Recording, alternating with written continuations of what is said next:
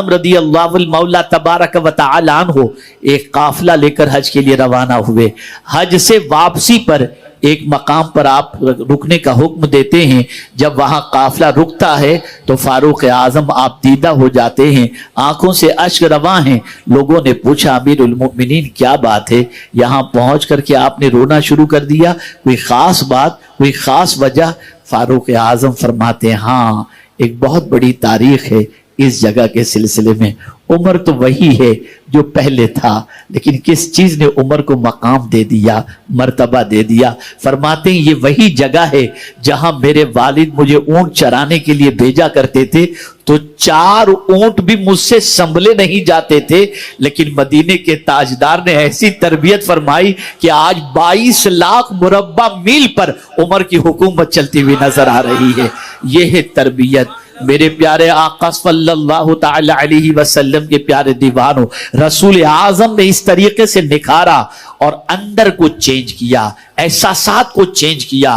اگر میں ایک اور جملہ آپ کی سماعتوں کے حوالے کروں تو شاید آپ کے قلب کے اندر کافی روشنی پیدا ہوگی.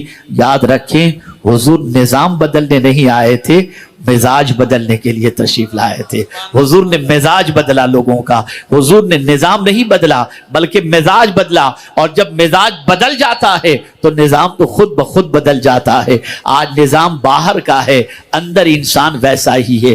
اندر کے انسان کی سچویشن کا اگر جائزہ لیا جائے تو انسانیت نظر نہیں آئے گی. کیا یہ سچ نہیں ہے کہ آج کے دور میں راستے پر اگر کوئی ایکسیڈنٹ ہوتا ہے تو لوگ ویڈیو بناتے ہیں, ایکسیڈنٹ کے زخمی کو اٹھا کر ہاسپٹل پہنچانے کی فکر نہیں ہوتی. کیا حال ہو چکا ہے. بلکہ میں اگر یہ کہوں تو غلط ہوگا, انسانیت دم توڑتی نظر آ رہی ہے. اب تو بیماروں کو پوچھنے کے لیے بھی اور مزاج پرسش کے لیے بھی انسان جاتا ہے تو دکھاوے کے لیے جاتا ہے, کھانا پوری کے لیے جاتا ہے. جنازے میں شرکت بھی کھانا پوری کے لیے ہوتی ہے. الا ماشاءاللہ آپ ذرا سوچو ہم کہاں سے کہاں چلے گئے. رسول اعظم صلی اللہ علیہ وسلم نے اندر سے انقلاب پیدا فرمایا. ہم لوگ بھی تقریر کرتے ہیں, علماء بھی خطابات فرماتے ہیں, داعیان دین بھی خطابات فرماتے ہیں, چینجنگ کیوں پیدا نہیں ہوتی؟ اور آخر حضور صلی اللہ علیہ وسلم کے وجود بابرکت سے انقلاب کیسے پیدا ہوا؟ میں 3 واقعات آپ کی سماعتوں کے حوالے کروں گا اور پھر میں کوشش کروں گا کہ آپ کو یہ سمجھانے میں میں کامیاب ہو سکوں کہ انقلاب کس طریقے سے پیدا ہوتا ہے, تبدیلیاں کس طریقے سے پیدا ہوتی ہیں. اللہ اکبر. ایک ننھا سا بچہ اپنی ماں کے جسم کے اوپر پھٹے ہوئے لباس کو دیکھ کر پریشان ہو جاتا ہے, غمگین ہو جاتا ہے. ماں سے کہتا ہے ماں تیرا حال مجھ سے نہیں دیکھا جاتا, اگر تو اجازت دے تو میں چچا کے پاس جاؤں اور جا کر کے تیرے لیے لباس لے کر کے آؤں.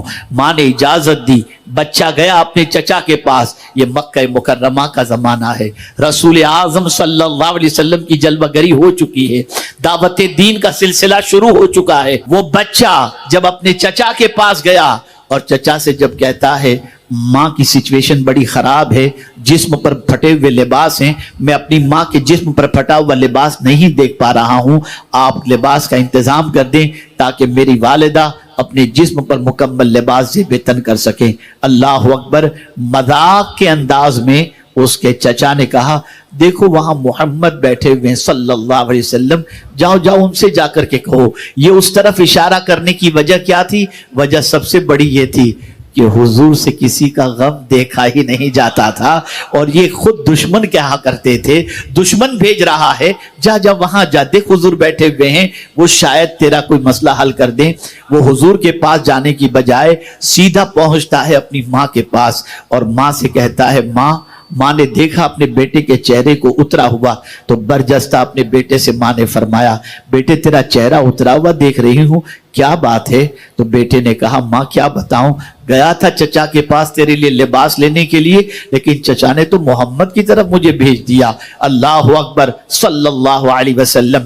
ماں نے کہا بیٹے تو اس کی بات پہ عمل نہ کرنا, بیٹے نے کہا ماں بھیجا ہی ہے تو جا کر ذرا دیکھو تو صحیح. تو ماں نے سختی سے فرمایا تجھے معلوم ہے محمد صلی اللہ علیہ وسلم ایک نئے دین کی دعوت دیتے ہیں, جو ان کی بات سنتا ہے وہ ان کا ہو جاتا ہے, جو ان سے کلام کرتا ہے ان کے کلام کو سن کر اس پر جادو چل جاتا ہے, مت جانا بیٹے ورنہ تو ان کا ہو جائے گا. بچے نے کانفیڈنس کے ساتھ کہا ماں میں نے پوری زندگی اصنام پرستی کے اندر گزاری ہے اور تیری تربیت کا اثر مجھ پر اتنا سستا نہیں ہے کہ تیری تربیت کا اثر ختم ہو جائے.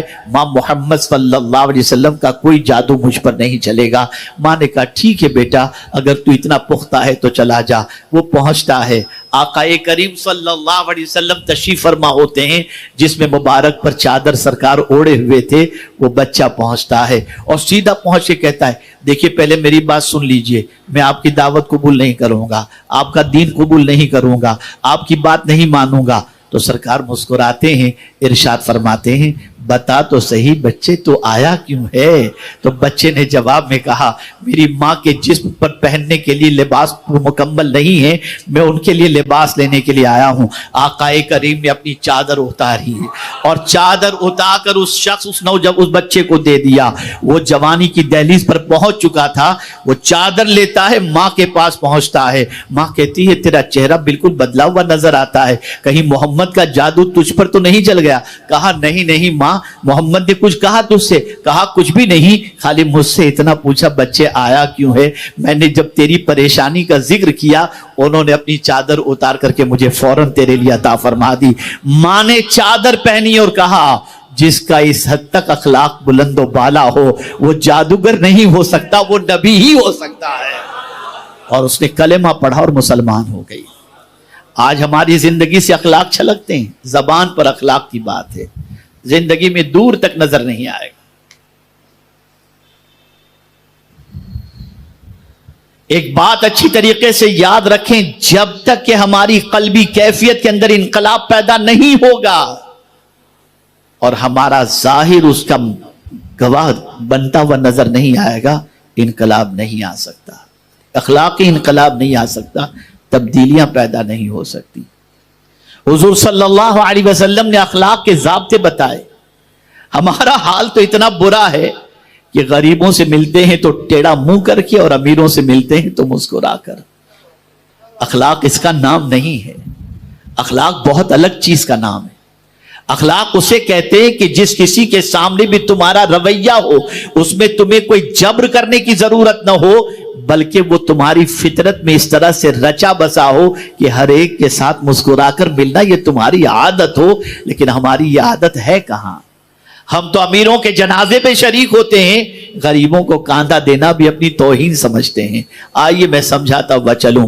میرے پیارے آقا صلی اللہ علیہ وسلم کے پیارے دیوانوں, پیغمبر رحمت صلی اللہ علیہ وسلم نے اپنے وجود کے ذریعے اور اپنے کردار کے ذریعے, اپنے اخلاق کے ذریعے لوگوں کا دل